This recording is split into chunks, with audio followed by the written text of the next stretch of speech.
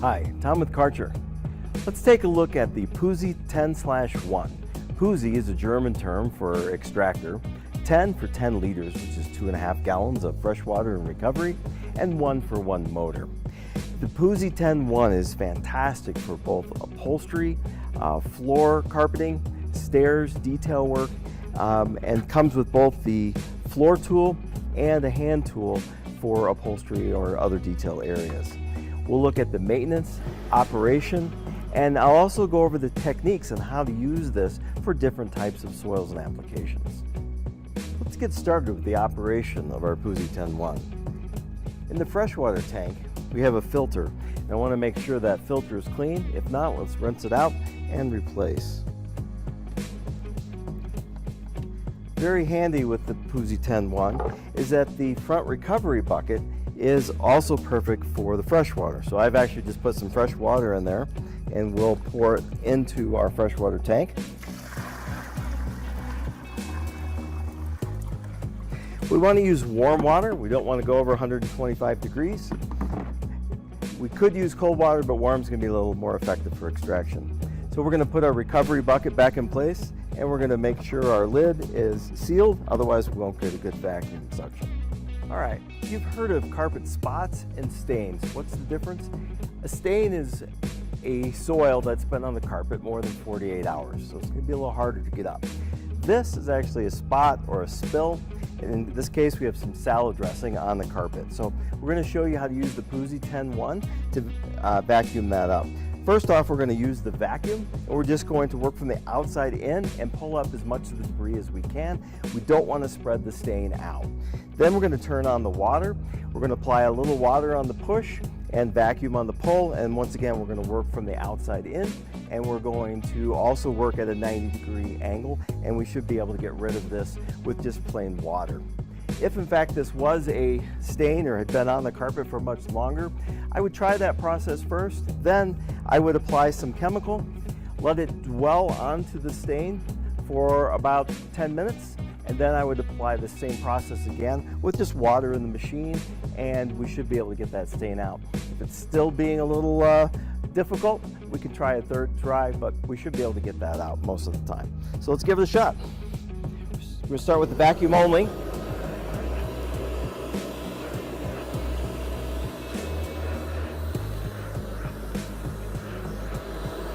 Now we'll turn the water on, apply water on the push, and vacuum on the pull. Water on the push, vacuum on the pull. Now we're going to go at a different angle. Water on the push, vacuum on the pull.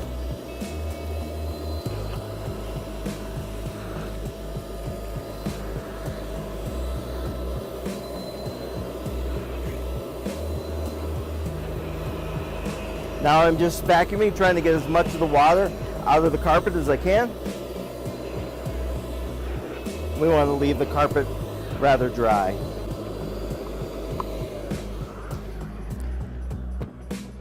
The floor tool has a nice mechanism to make sure we're getting good suction at most any angle. Previous tools you had to keep it at just perfect 45, but this one's a little more forgiving.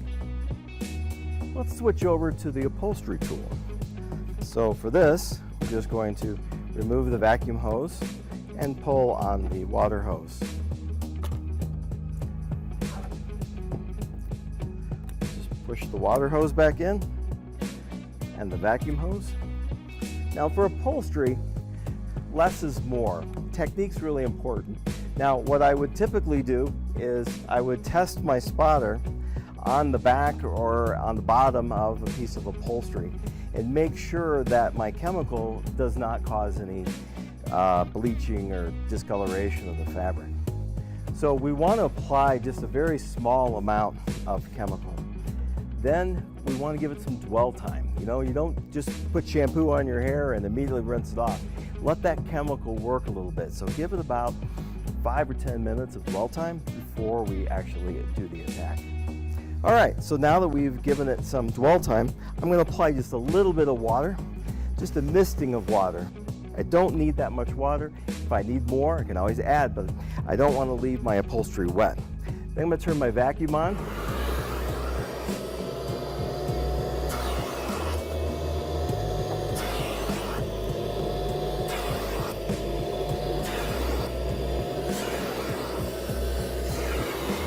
And I'm going to go at 90-degree angle as well.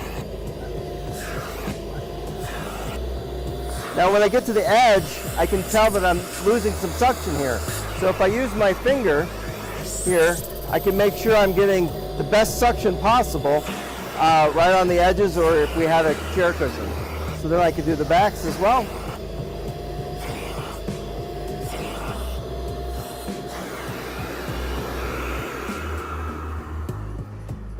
And I think you'll really be amazed at the results you get, and the debris that comes out of the upholstery into the tank is pretty spectacular. So it's a fantastic tool.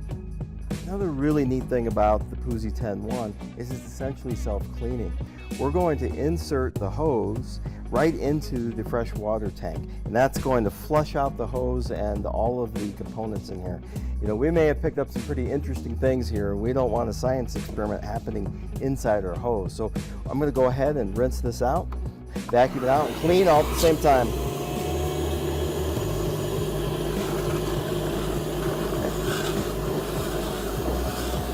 We're gonna vacuum this out until it's pretty dry.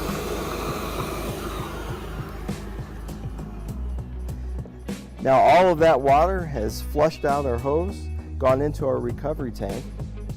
We can remove that.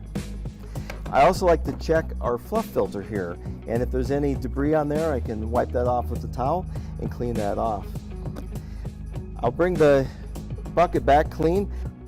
I'm not going to put the lid back on tight because I want to give it a chance to air dry. If you have more questions, consult.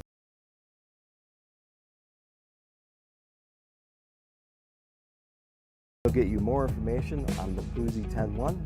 We also have a Puzzi 8.1, which is 8 liters instead of 10, and it comes with the hand wand only, and the floor tool is optional. So the 10.1 and the 8.1 are almost a must-have for any facility.